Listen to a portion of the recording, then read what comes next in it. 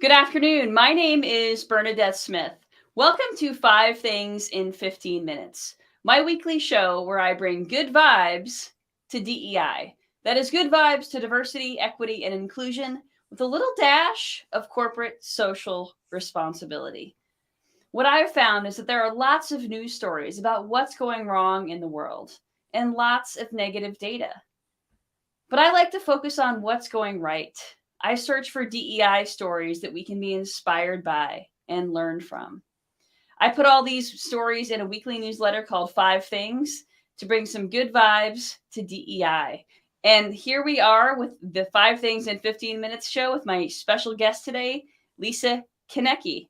I got that right, Lisa, didn't I?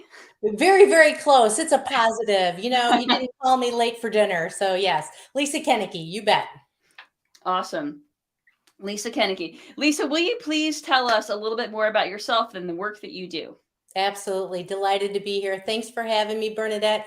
A big shout out to Jess Pettit for introducing the two of us. So, for Love those of you, Jess. if you're listening locally, this is a Wisconsin accent. I know Bernadette is in the Chicago, Illinois area, but if you're listening somewhere else, this is what a Wisconsin accent is. I was a middle and a high school counselor for 12 years and a professor training the next generation of school counselors. And I wanted to take that a bit deeper. And so I have my DEI certification from Cornell. I've done a TED Talk, written a book, and have been presenting in all 50 states internationally on DEI issues. My business is called Inclusion Ally. And I work with leaders who want to create safe and I haven't figured out the rest of that yet. Safe climates is probably where it is, both physically and psychologically. So still working on that tagline.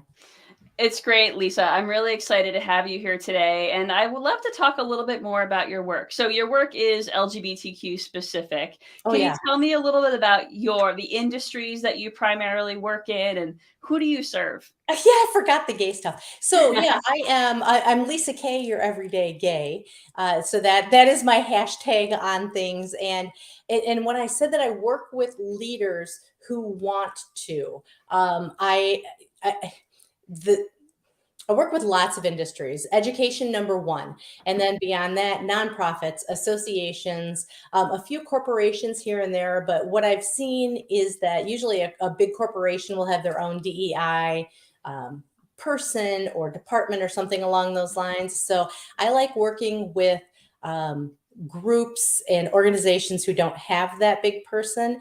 And it's again, it is how can you very similar to your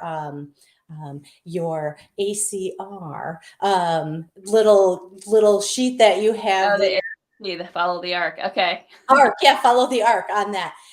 Is just ask questions like you say, and I pick up dog poop just like everybody else does, and I like to bring humor to it so that the LGBTQ plus population is not seen as taboo, and it's not always just it could be an employee, but it could be a relative of an employee, or it could be your neighbor. So I'm all about bringing that inclusion to that space. That's fantastic. And can you tell us a little bit about what in your work is bringing you hope? Oh, the youth. The youth of today are bringing me hope. And so I am 54 years old. I know you can't see it, but that in that Gen X population, talking to the people who are making the big decisions right now about what's coming down the road, and that the younger generation, not always younger, but they're like, y'all just need to get this. You need to understand what trans is, and you need to just embrace what pronouns are. And so I am excited about once we get the little older population up to speed on things, bringing the generations together. Very excited about that. I love that as well. I mean, isn't it amazing? And the amount of Gen Z folks who are actually out as LGBTQ plus is astonishing. I mean, over 20%. And I always joke that it if it was 20% when I came out in the 90s, it would have been a heck of a lot easier to date, right? and Or yeah, and my sister told me that I was gay when I was 27. So there's that too. Absolutely. It's really inspiring to see them have that courage and then challenge us all, right? I think Yeah, exactly. well, speaking of asking questions, one of the things I wrote about in this week's newsletter was about microaggressions and how they really show up a lot at work, and how I really do believe that it's everyone's responsibility to call folks out on their microaggressions and to speak up as an ally. And I talk about the ARC method. So can you talk a little bit more about how you approach microaggressions and sort of what your take on this is? Absolutely. And I loved everything that you wrote about this week too. So with the microaggressions, what I do talk about, whether it's implicit bias, unconscious bias, intersectionality, and fill in whatever word you want to use for it, my big thing is safety. And Mm, so, what I want to make sure that I'm talking to people is that, yeah, if you want to be a capital A ally, is somebody who is an upstander instead of a bystander, just make sure that it's safe.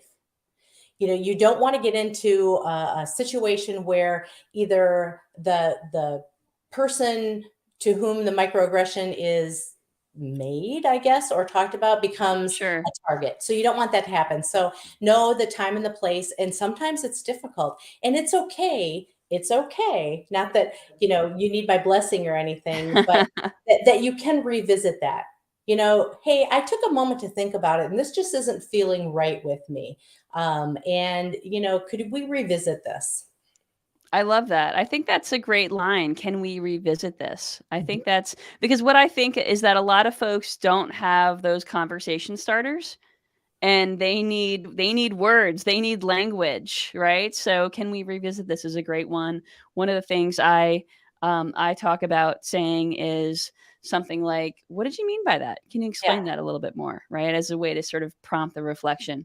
Okay, so let's get into this week's good vibes. The first story comes from the state of Maryland, which made it much easier for folks who are transgender, residents who are transgender and on Medicaid, to receive gender affirming care, really without too much more difficulty than their existing regulations, which require a year of doctor's care, medical care. So really, I think this is an amazing opportunity for trans folks to really feel like they can be more safe in their state.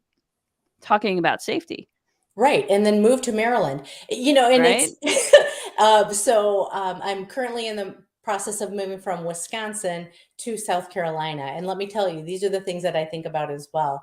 And it's interesting, in the 3 years that I've had my business and talking of how the laws have changed, and how it used to be that I talk about LGBT plus 101, and more people are like, teach me about the non-binary, the gender non-conforming, all of this. And it was like, let's bring on the trans information, because again, we're talking about people, we're talking about humans.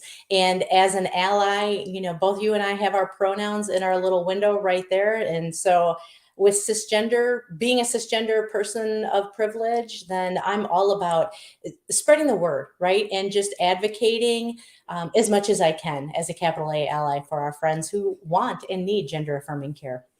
Absolutely. And you know what? You and I have a lot of privilege, right? Even though we are LGBTQ plus, I think it's really important to acknowledge that we have lots of privilege simply by being cisgender, by being white. All of those things bring a lot of privilege. Okay, so next story comes from a franchise company called Wetzel's Pretzels, and it has a Love the new. name. I know, right? It has a new plan to expand access to franchise ownership by providing women and underrepresented folks a discount on their franchise fees, financial assistance, and educational and mentorship opportunities. I love this. I do too. And I think that for me, it's fascinating because, again, just starting my own business just a few short years ago, I wanted to know who were the LGBTQ plus friendly financial institutions, or what grants were out there. And so I wanted to right away become a business enterprise through the National Gay Lesbian Chamber of Commerce. And and then I also wanted to become a woman owned business. There were a lot of hoops for that. I'm like, wow, here's my card. Anyway, so I think that it's wonderful what Wetzel's Pretzels is doing to expand that, because it's also, it's giving the opportunity. And I think that when you were talking about microaggressions too, it's let's make the pie bigger. If I have a right, it's not taking a right away from you. So those of you who understood the National Speakers Association reference to making the pie bigger, one right doesn't take away a right from someone else. Absolutely. And I wish I wish there was an easy way to teach that. I have to be honest with you. I haven't really found an easy way to explain that.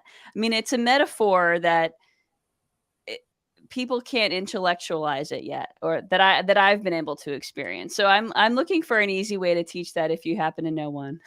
I don't know that I do, but it was interesting. I read another article this morning who said, "Dear men who are in power," and I'm talking, it could be trans, could be usually cisgender, heteronormative is what I'm going with there. If you are at an event, go and see who's setting everything up. It's usually those who were assigned female at birth. And so I was like, so when you're asking the question, how do we change this? We need to have our allies who are in power, whether they are male or female or BIPOC or religious, whatever it might be, open up those doors, which is what Wetzel's Pretzels is doing. Exactly. And this is equity in action. All right, and the third story today comes about the backlash to comments made by Candace Owens, who is an anti-diversity activist. So Candace Owens was talking online about the Skims line of adaptive underwear, which is very inclusive. It has a model in a wheelchair. It has adaptive features for those with limited mobility, for those on the autism spectrum. Anyway, so Candace Owens was really mocking these products online, which then caused this whole uproar and backlash against her. And I just, at the end of the day, what I like about this is that there's more awareness about people with disabilities and their needs. And so I'm going to take this as a win. Yeah, and I love that you focus on the positives to be able to say, here we go. And it's not that I want to, I don't know Candace Owens at all. I read everything that I could and such, and it was like, why? Why? What is it doing? How is it hurting you, dear person, that I will say of privilege, right? So you have this microphone, you have this platform on which to speak, and it was like, wow, how interesting. I'll leave it at that. How interesting. That's exactly right. How interesting.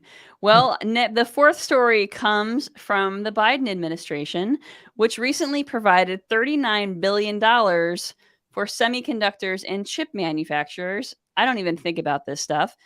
But as part of that, they made a requirement that companies who access this subsidy must build affordable childcare near the site or pay for childcare elsewhere. So this is all about diversifying these industries and getting more women in these industries, making that easier. Absolutely. And so when I first read that article, it wasn't potato chips. So I had to go, take a step back from that. And then I just wanted to say, yay, Elizabeth Warren, who has been proclaiming this for forever and a day, that we need to. Let's think about this. If we are to take care of our youth and give them what they need, then we don't have to, let's be proactive, right? Instead of reactive. And again, and this could also benefit men who maybe, are single parents, who are widowers or whatever it might be. But I love this. I think it's wonderful. And let's bring in the 2-year, the 4-year, everything, so that we also have people who can job shadow and be youth apprentice while they are helping to raise our future generations. Dig it. I love it as well. And honestly, I mean, the cost of childcare in our country it's astronomical, and people have to choose between childcare and going back to work sometimes, because it's sometimes equivalent to a salary or close to it. Well, and I'll tell you real briefly, that's why I'm moving to South Carolina, to be by my niece, so that I can be her nanny and that she can take the money that she would use in especially infant child care to either get her master's or her certificate or her husband to do that. So yeah, that's why we're moving. It's such a, why do we even have to be having, Right. having these discussions, right? Okay, so the last story is from Google, which has done a really nice job of including its Muslim employees this Ramadan. And as a result, it's also improving its product. So the company Employee Resource Group, which is, I believe it's called Muslims at Google, they put together this comprehensive Ramadan guide that provides non Muslim Googlers tips on how to support their colleagues. As a result, there are even now Ramadan themed Google Meets backgrounds, and an improved search experience that provides tips with connecting with Muslim consumers around the joy of the holiday. I love this because it's wins on a lot of levels.